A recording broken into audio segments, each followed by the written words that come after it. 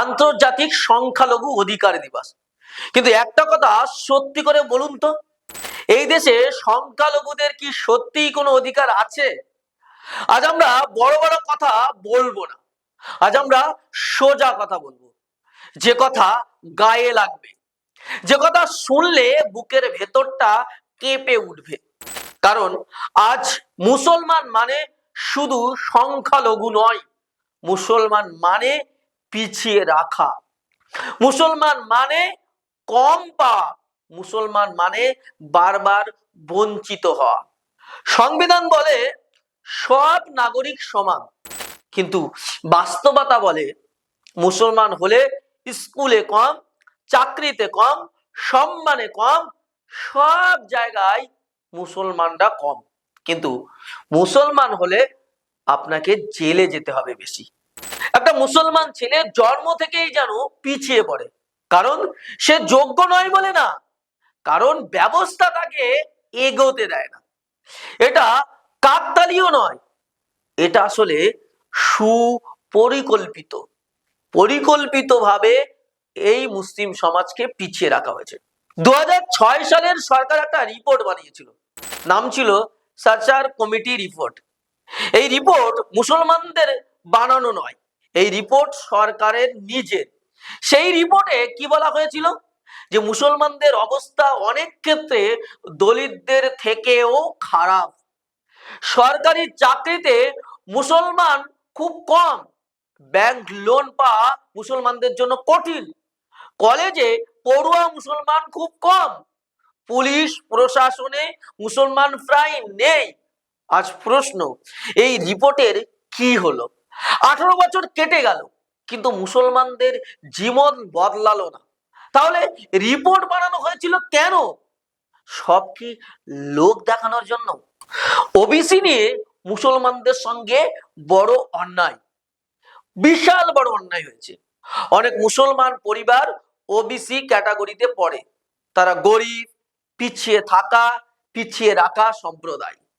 রঙ্গনাথ মিশ্র commission বলেছিল ধর্ম দেখবে না, দারিদ্র আর পিছিয়ে পড়াই দেখবে।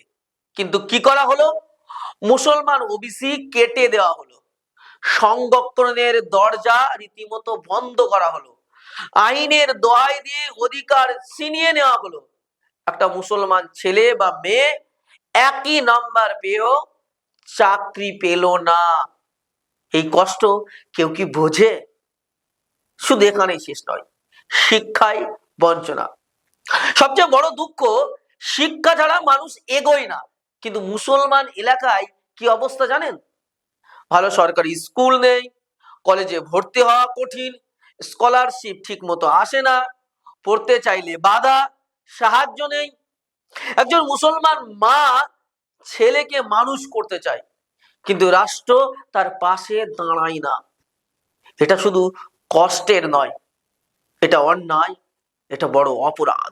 মুসলমানদের পিছিয়ে রাখা হচ্ছে প্রতি মুহূর্তে।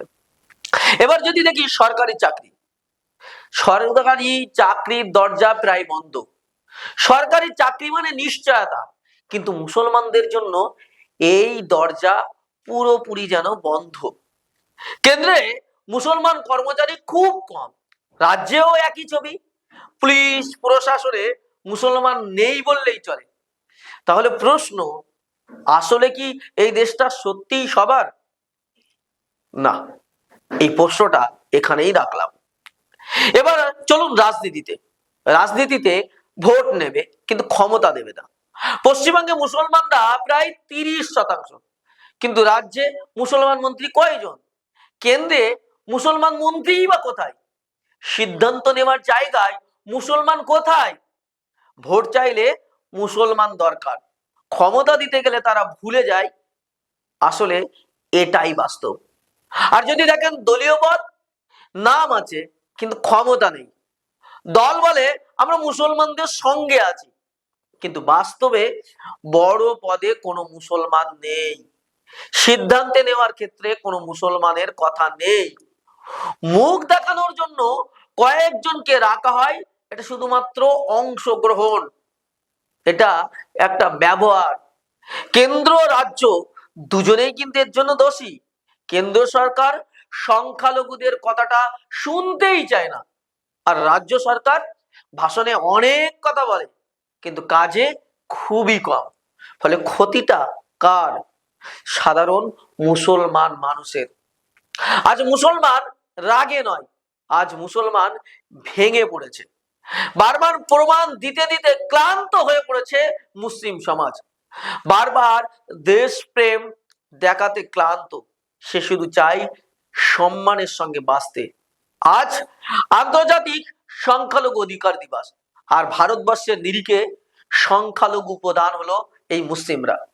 আজ মুসলিমরা ভিক্ষা চায় না, মুসলিমরা চাই তাদের পড়াশোনা, তাদের চাকরি, তাদের ন্যায্য অংশ, সাচার রিপোর্ট কার্যকর করা, রঙ্গনাথ মিশ্র কমিশনের কথা মেনে মুসলমানদের অধিকার দেওয়া।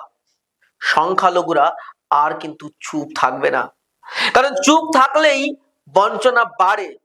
আর এই কথাই আজকে আমাদের হক্কাতা। 2026 বিধানসভা নির্বাচনের আগে সংখ্যালঘুরা নড়ে চড়ে বসছে। এবার আর বঞ্চনা আর প্রতিশ্রুতি আর শুনবে না। এবার তারা অধিকার চায়, আর অধিকারের লড়াইয়ে তারা এবার নিজের দল প্রতিষ্ঠা করতে চায়। আপাতত এখানে শেষ করছি, দেখা হচ্ছে পরবর্তী এপিসোডে। ততক্ষণ ভালো থাকবেন, সুস্থ থাকবেন, ধন্যবাদ।